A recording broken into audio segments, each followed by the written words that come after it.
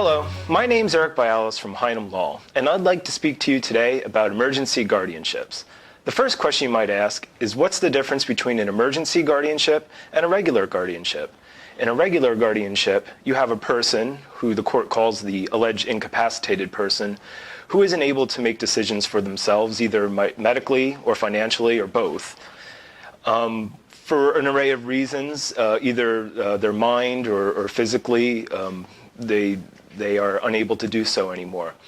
In an emergency situation, you have that factor, plus you have an emergency aspect, what the court would call irreparable harm, that if it is not done, then there's going to be damage that's everlasting. An example of an emergency guardianship would occur, say you have an adult child, they fall down the steps and they suffer a traumatic brain injury. They need a medical procedure, but since they're an adult and let's say they're single, there's nobody able to make medical decisions for them. So they're in the hospital and the doctors have a real issue issuing a medical order without any authority to do so. So they may require a guardianship to do that. And if the condition is extreme where they need immediate assistance, you would need to file for an emergency guardianship. Another example might be, say, an elderly person, your parent, they're a medical assistance, they're applying for medical assistance, and materials are due by the end of the week. For whatever reason, this hasn't been done, and it needs to be into the county assistance office, else medical assistance is denied and there's a large outstanding balance.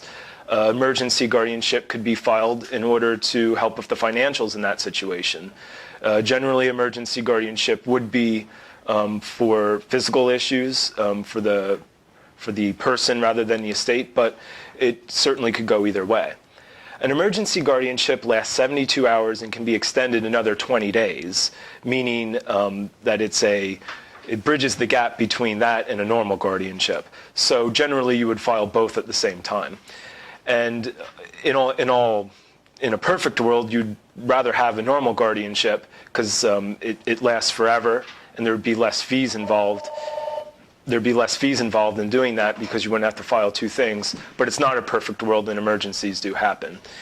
If the following scenarios do happen and you need assistance, or you would like to speak further regarding these materials, feel free to give the office a call at 717-774-1357. Thank you.